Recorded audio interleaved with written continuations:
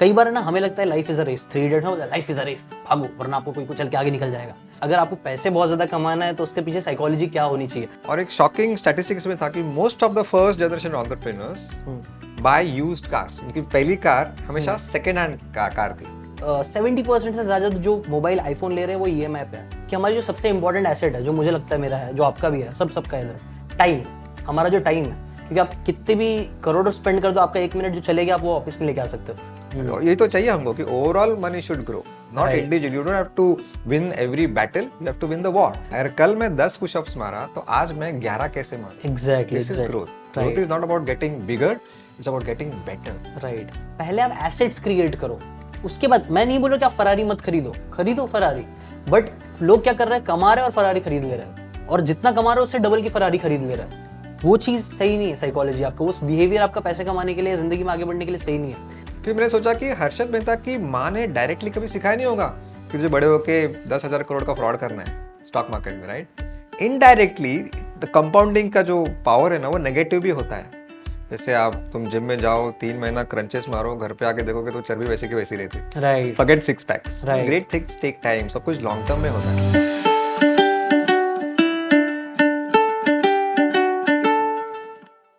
Psychology of money किताब पढ़ने के बाद मुझे दीवार का एक डायलॉग याद आया, जहाँ पे अमिताभ बोलता है ना कि मेरे पास बंगला है, गाड़ी है, तुम्हारे पास क्या है? और शशि कपूर एक पॉज लेता है और बोलता है मेरे पास माँ है। And this is the exact message given in this book. You should understand how much is enough. Hi guys, I'm Amrut Deshmukh, your booklet guy, and Pensive Nexus Studios and Cocktail Studio is presenting a very unique show called By the Book.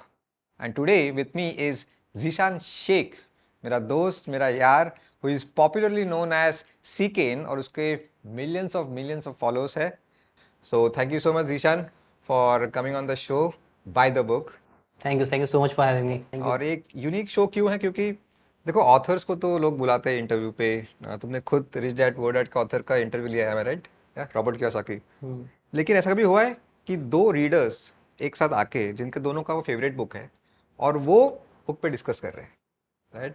जहाँ पे तुमको क्या समझ में आया, नहीं समझ में आया, what is relevant to you, what you did not like, what you implemented from the book, ये सब हम आज बातें करने वाले हैं। और आज की बुक का नाम है The Psychology of Money, written by Morgan Housel, and the subtitle is Timeless Lessons on Wealth, Greed and Happiness. So, are you excited? या फॉर श्योर। एक्चुअली बात इसकी इंटरेस्टिंग ये है ना कि ये बुक अभी रिसेंट टाइम में ही आई है, साइकोलॉजी ऑफ मनी। और मेरे हिसाब से पिछले 2-3 साल में मैं जितनी भी लिस्ट देखता हूँ ना, top 10 books to read in self help niche या फिर मनी से रिलेटेड, तो ये बुक हमेशा ऊपर रहती ही रहती है। उसके पीछे का रीजन मुझे लगता है इसका नाम काफी इंटरेस्टिंग है। उसमें 2 चीजें जो इंसानों को बहुत ज्यादा पसंद आती है या फिर इंट्रीग करती है मेरे हिसाब से, एक तो है साइकोलॉजी और एक होता है मनी। दोनों ही चीजें काफी इंटरेस्टिंग होती है, तो मेरे हिसाब से दोनों के बारे में बातें करेंगे कि अगर आपको पैसे बहुत ज्यादा कमाना है तो उसके पीछे साइकोलॉजी क्या होनी चाहिए। अकॉर्डिंग टू मॉर्गन वो यही बोलते हैं कि ना, पैसे कमाना है, इट्स अबाउट आपकी बिहेवियर, इट्स नॉट कोई टिप और ट्रिक नहीं है, आपका बिहेवियर क्या है पैसों को लेके। सो हम लोग वही चैप्टर बाय चैप्टर्स के बारे में बातें करेंगे। कई सारी स्टोरीज है इंटरेस्टिंग, जो मजा आएगा बात करना, I think. And as you rightly said, psychology और money, ऐसा लगता है 2 opposite words आमने सामने रखा है। Right. So it's called as oxymoron. If you know, there is a figure of speech in English called oxymoron, Okay. where you place 2 opposite words in the same line. Okay. For example, empty crowd, hmm, silent noise. अच्छा And so my favorite oxymoron is happily married. अच्छा Okay, so let's jump on to your favorite chapter from the book about tails you win. जहाँ पे basic idea इस chapter में बोलते हैं कि you can lose most of the time and still win big. I think पैसे को लेके ना, या कई बार हम लोग जिंदगी को भी लेके ऐसा होता है ना, हमें चीजें करनी है तो परफेक्ट करनी है या तो नहीं करनी है। मेरे कई सारे स्टूडेंट्स भी है, वो लोग को मैं देखता हूँ, बोलता हूँ कंटेंट बनाओ, आप कुछ ना कुछ स्टार्ट करो, बिजनेस स्टार्ट करो, लेकिन वो लोग बोलते हैं नहीं भाई, वो परफेक्ट आइडिया नहीं आ रहा है, समझ में नहीं आ रहा क्या करना है, वो परफेक्ट वीडियो नहीं बन पा रहा है, इसलिए मैं अपलोड नहीं कर रहा हूँ। और उनको ये समझाने के लिए आई थिंक ये बुक का आइडिया काफी इंटरेस्टिंग है कि यार, जो दुनिया के सबसे स्मार्टेस्ट लोग हैं, जो सारे वीसीज है यार, जो लोग मतलब पूरा टाइम वो लोग सिर्फ नंबर्स और पैसे के बारे में बात करते हैं, उन एक वीसी, इसके अंदर रिसर्च में बताया कि एक वीसी फर्म है, उसका स्टैटिस्टिक्स दिया गया है कि वो लोग जितने भी like thousands and thousands of का पूरा वो लोग ने लिया था साइज, जो जिस पे वो लोग ने इन्वेस्ट किया था कंपनीज में, उसमें से 65% से ज्यादा फेल हो जाती है।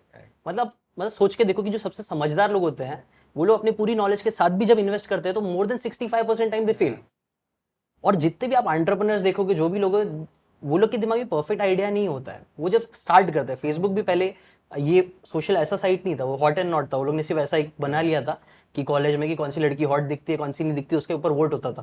तो ऐसे वो आइडिया की शुरुआत हुई थी। ऐसे इंस्टाग्राम भी पहले सिर्फ फोटो वाला ऐप नहीं था, अभी तो रील्स में आ गया। वो लोग ने बाद में पिवट किया।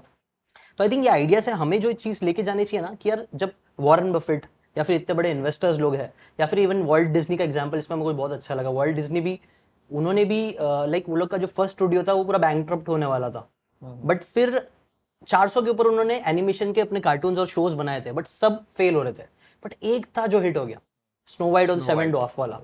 वो सिर्फ 83 मिनट के एनिमेशंस जो थे, वो उन्हें अराउंड 2000 के पहले की बात है, $8 मिलियन कमा के दिए थे।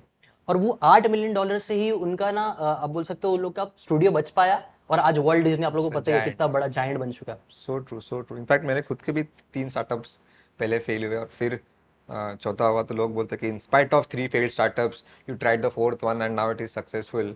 आई say not in spite, it is because of the 3 failed startups I kept trying. दूसरा इंटरेस्टिंग टॉपिक जो हम दोनों के दिल के करीब है, कि द फर्स्ट जनरेशन एंटरप्रेन्योर्स जो है दुनिया के, मतलब नॉट सेकंड जनरेशन जिनको बाप दादा से पैसे मिले, वो नहीं, जो खुद रैक्स टू रिचेस स्टोरी है, they all tried to live below their means. और एक शॉकिंग स्टैटिस्टिक्स में था कि most of the first generation entrepreneurs buy used cars. उनकी पहली कार हमेशा सेकंड हैंड कार थी। वो Rolex watches, yachts, private jets, farm houses, वो सब बाद में आया। In their 40s and 50s they delay the gratification. Right. इसका एक्चुअली इससे रिलेटेड एक इंटरेस्टिंग स्टैटिस्टिक्स आया था आजकल। जब अगर आप नोटिस करोगे, बहुत सारे लोग आईफोन्स ड्रास्टिकली यूज करने लग गए। मैं भी देखता हूँ, पहले मेरे लिए आईफोन लेना बहुत बड़ी बात थी। वो तो अभी भी है, मतलब आईफोन होता है, बट अभी आप देखोगे तो बहुत सारे लोग के पास आईफोन है। अब इसके पीछे मैंने एक इंटरव्यू किया था, वही बता रहे थे कि एक स्टेटिस्टिक्स है कि आई थिंक 70% से ज्यादा जो मोबाइल आईफोन ले रहे हैं वो EMI पे है। मतलब basically they are not living below their means. अब इसके ऊपर एक और एग्जांपल मेरा भी है कि आपने बोला ना कि जो फर्स्ट एंटरप्रेन्योर्स होते हैं, फर्स्ट जनरेशन एंटरप्रेन्योर्स होते हैं, वो लोग काफ़ी सेक्रीफाइसेस करते हैं। मेरा भी थोड़ा बहुत ऐसी ही था। मेरे लिए एक चीज़ इंपॉर्टेंट थी मेरी लाइफ में, मुझे ना घर लेना था। मेरा जो घर था, जैसे बोला ना चौल में रहता था, तब भी मैं लाखों रुपए कमाना स्टार्ट कर दिया था, बट तब भी मैंने आईफोन नहीं लिया था। अभी मैं देखता हूँ आजकल मेरे खुद के एम्प्लॉयज़ भी कई सारे लोगों ने आईफोन ले लिया, मतलब उनके अंदर वो सब्र नहीं है। बट मेरे अंदर वो सब्र मैंने लाया था, क्योंकि मेरा जो अल्टीमेट गोल था, मुझे घर खरीदना था। तो मैंने ना काफ़ी सारी चीज़ें अगेन ग्रेटिफिकेशन कम करता रहा, पैसे जमा किए, और आई थिंक 4-5 साल पहले मैंने अपना पहला घर लिया मीरा रोड में। और फिर उसका अभी रिसेंटली मैंने एक और घर लिया है। बट मैंने वो चीज़ खरीदा, इसके अंदर वही लेसन भी है कि मैंने वो चीज़ किया जो मुझे चाहिए। जस्ट बिकॉज मोबाइल मेरे को दिखावा करने का शौक ना, मुझे मेरा घर चाहिए था। क्योंकि जो मेरा पुराना घर था उसमें पानी टपकता था, चौल का घर था, बहुत काफ़ी मतलब अच्छा नहीं था, मज़ा नहीं आ रहा था। तो वो जेन्युइनली मुझे चाहिए था, इसीलिए मैं वो चीज़ के पीछे गया, इसलिए मैंने वो पैसे जमा किया और मैंने अपना खुद का घर लिया। And that is like empowering. आपको भी ना ये लेसन यहाँ पे ये निकलना चाहिए ना, कि पैसा बहुत ज़्यादा सेव करना, खर्च करना, ये सब डिपेंड होना चाहिए कि यार आपको एग्जैक्टली ज़िंदगी में चाहिए क्या। वो सिर्फ इसलिए नहीं होना चाहिए किसी और के पास आईफोन है तो मतलब आपको भी लेना है। It should come from with in. Superb. I mean, see the paradox, or exactly opposite. I was born in a bungalow in a prime city like Thane with a silver spoon. तो मुझे घर कभी attract ही नहीं हुआ, क्योंकि अभी इसके ऊपर क्या, बंगले के ऊपर क्या होता है, right, what to upgrade, right. मेरे पिताजी ने बंगला बांध के दिया मुझे। एंड सो ये fancy bikes, luxury cars never fascinate me. So that's not my rich.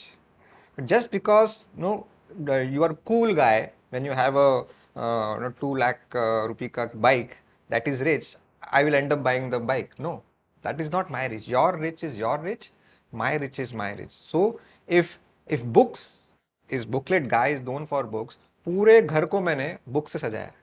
So not a single wall is without a bookshelf. तो जब सुबह मैं उठता हूँ तो जब देखता हूँ तो that makes me feel rich, good and happy, right? I think इसके अंदर एक बुक के अंदर कॉन्सेप्ट भी एक चैप्टर ही है पूरा रीजनेबल और रैशनल का।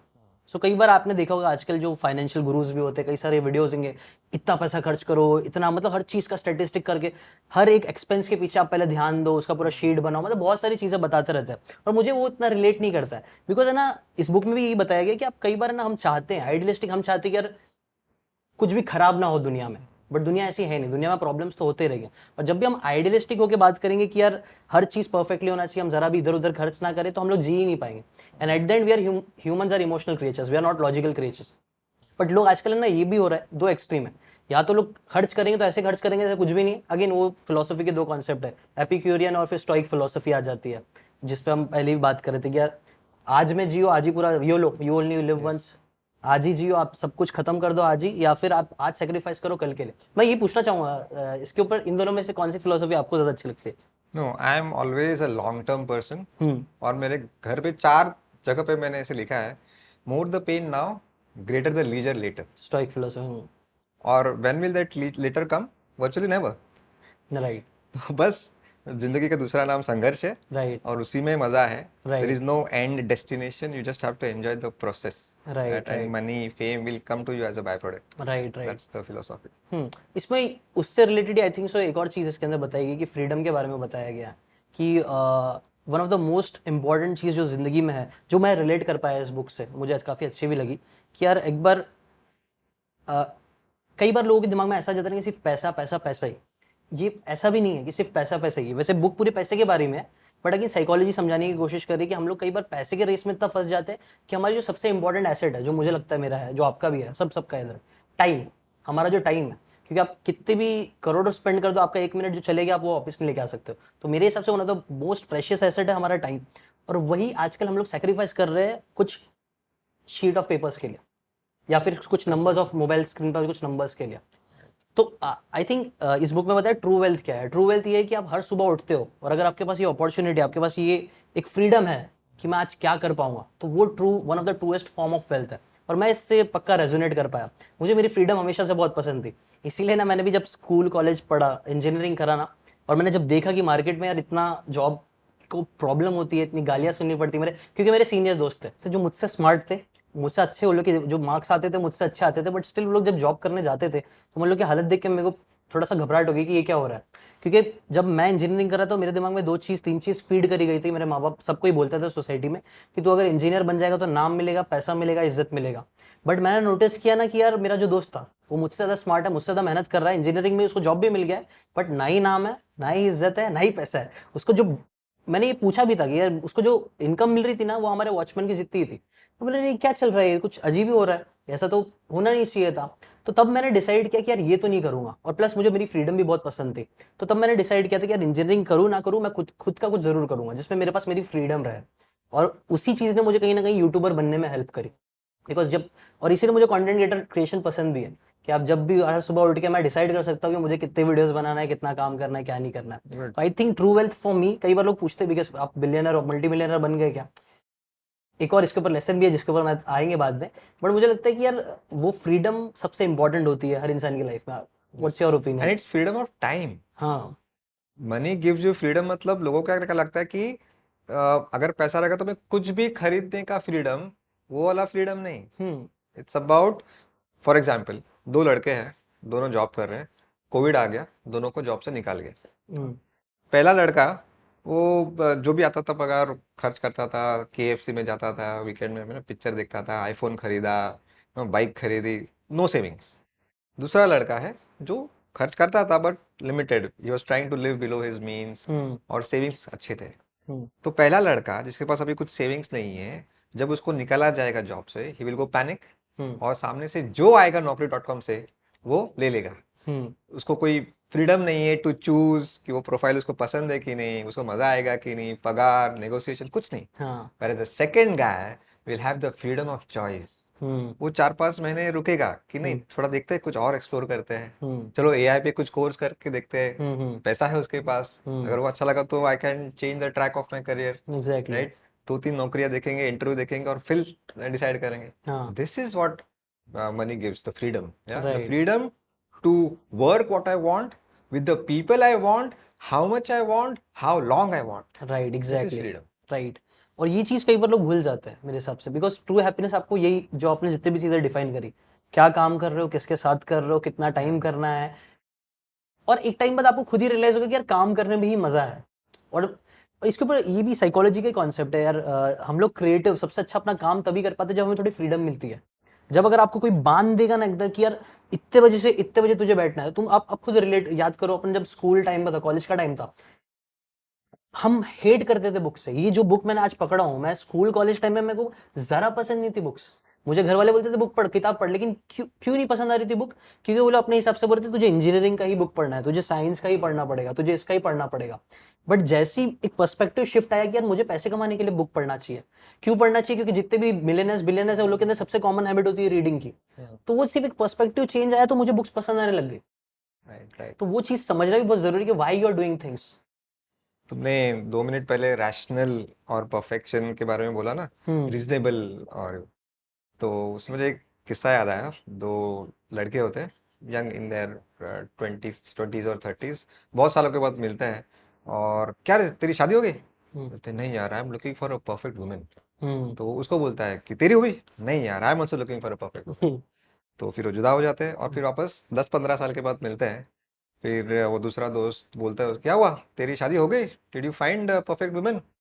तो बोलता है नहीं यार, आई डिड नॉट फाइंड, अभी तक कुंवारा हूँ मैं। तो हम्म। उसको तुझे तेरे बारे में क्या, did you find a perfect women? Yes, what, not one, I found 5 perfect women. अच्छा। तो वो बोला कि अरे वाह, then you got married to one of them? तो नो यार। What, why? Because they were also looking for a perfect man. So यही सब हो रहा है जगह पे, no, right, perfection syndrome, right, perfection right. Disease. और ये मैं आई थिंक बहुत रिलेटेबल होगा आजकल के, स्पेशली हमारे जो जनजी ये सब लोग आ रहे हैं। आई थिंक दे आर ये और आइडियलिस्टिक दुनिया की तरफ बहुत ज्यादा अपने आप को लेके जाने की कोशिश कर रहा है कि आइडियल मेरा जो भी पार्टनर है वो एकदम अच्छा कमाना भी चाहिए, उसका बिहेवियर भी बहुत अच्छा होना चाहिए उसका। एंड मैं दोनों तरफ से बात कर रहा हूँ। एक्सपेक्टेशंस है ना, हमने आजकल बहुत ज्यादा सेट कर लिए हैं दूसरे लोगों के लिए, और जो हम लोग की लाइफ में प्रॉब्लम्स क्रिएट कर रहा है।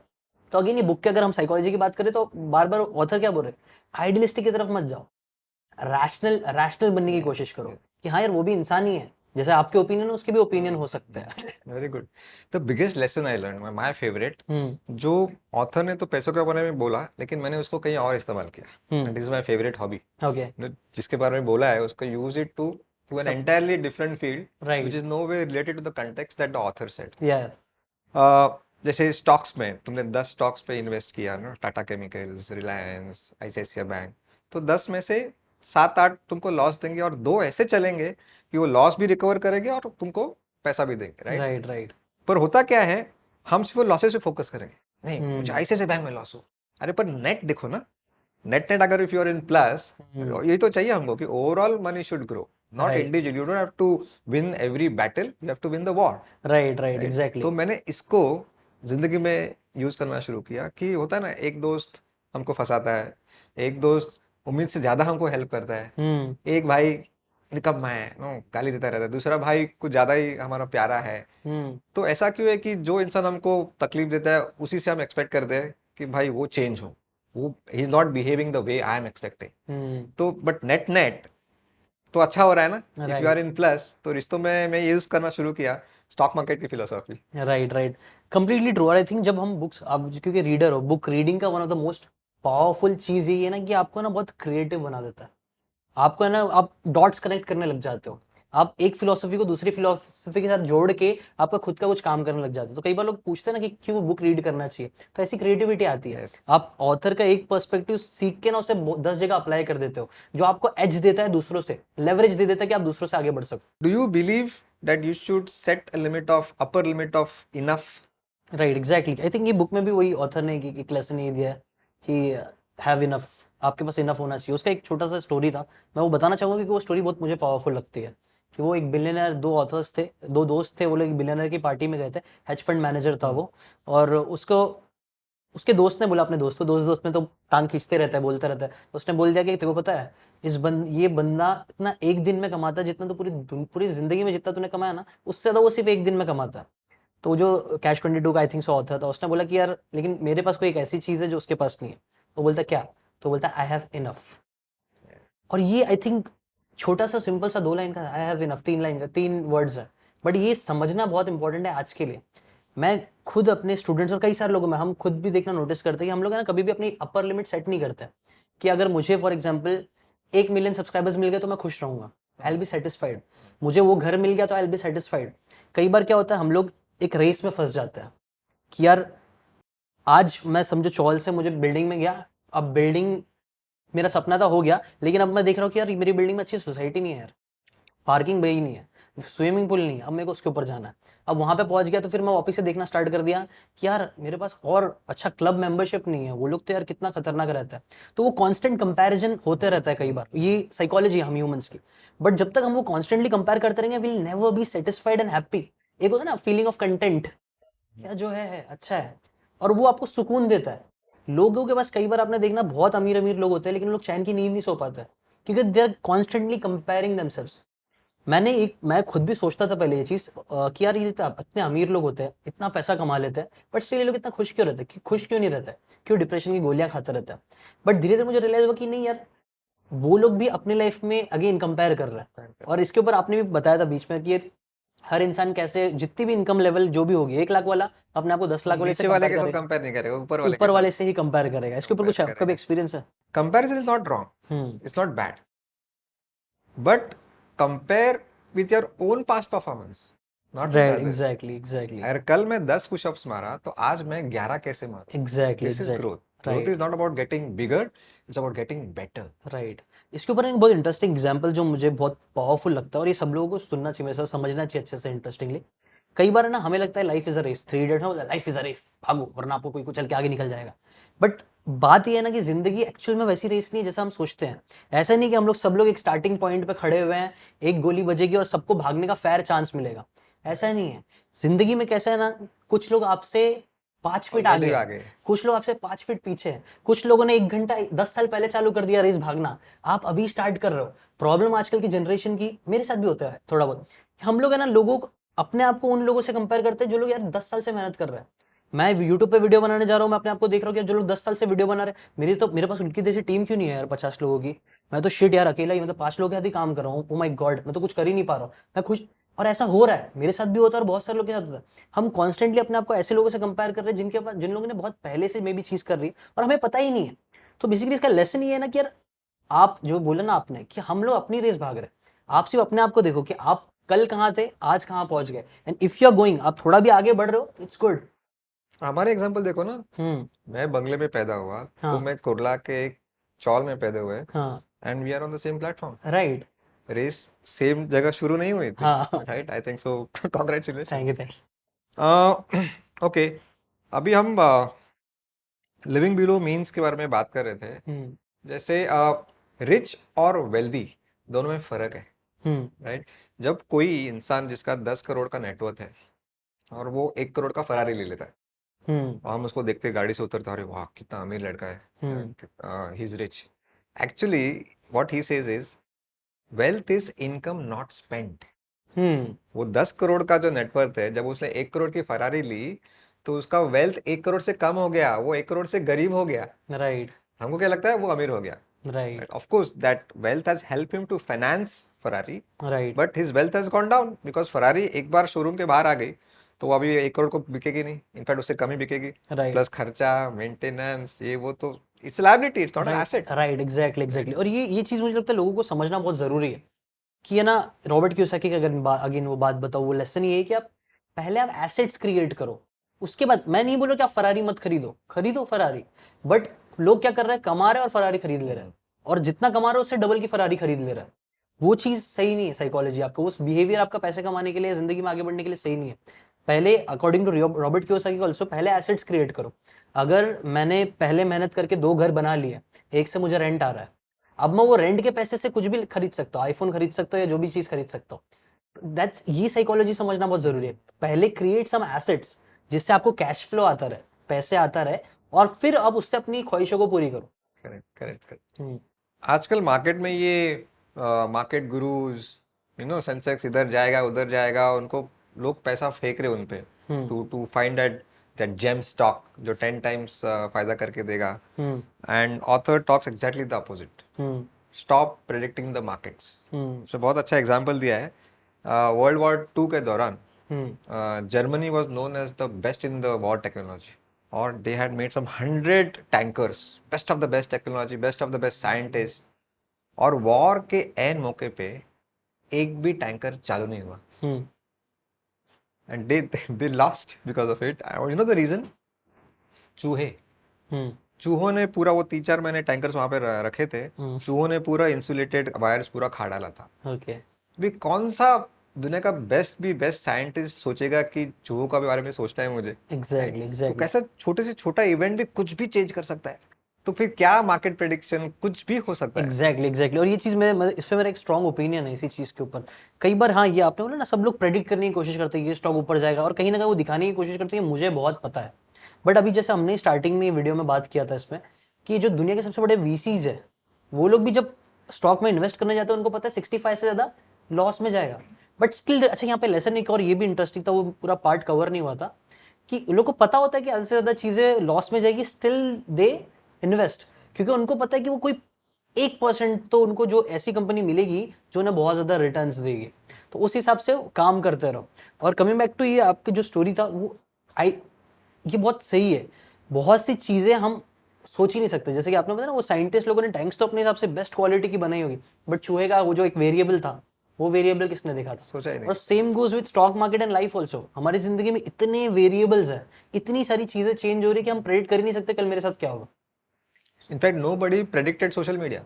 राइट मतलब किसी ने नहीं प्रेडिक्ट किया था कि एक दिन ये इतना बड़ा हमारे जीवन का एक अंश हो जाएगा। इनफैक्ट बिल गेट्स ने तो जोक में बोला था ये इंटरनेट फैड है, ये बकवास है। राइट बहुत लेट इसको समझ में आया, and then Internet Explorer came into right exactly. So वही मतलब, ये भी समझने वाली बात है कि बिल गेट्स, जिसे हम समझते हैं इतना स्मार्ट है, और एक्चुअली है भी, he is smart, but then also he can predict wrong things.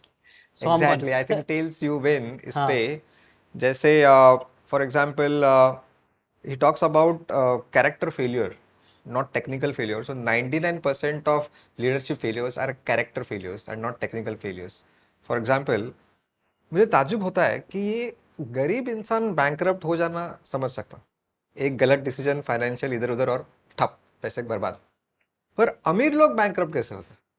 Vijay Mallya, Ketan Parekh, Nirav Modi, Mehul चौकसी, पता है तुम वो सब कहाँ हैं? लंदन में कहीं पे छुपे हुए हैं। राइट एग्जैक्टली ये क्या है? द ऑथर ट्राइज टू से कि अमीर लोग कैसे बैंकरप्ट होते हैं। तो तुमने ये चैप्टर पढ़ा होगा कि what must have gone wrong in these rich people. Anil Ambani is another example. Mukesh Ambani is doing well, but where is Anil Ambani? गायब है। Any ideas? नहीं द सॉरी। रीजन इज कि जो फ्रॉडस्टर्स है अभी, for example Mehul Choksi, he was a diamond merchant और अभी वो छुपा हुआ है कहीं पे लंदन में। सबके मैंने इंटरव्यूज देखे, ये सब हर्षद मेहता, केतन पारेख, सबके इंटरव्यूज देखे। The most common thing in all this interviews were they were saying कि मैं अकेला नहीं था, मुझे बकरा बनाया गया, मेरे साथ बहुत सारे लोग शामिल थे। कोई एक्सेप्ट ही नहीं करता, दे वर इन डिनाइल मोड।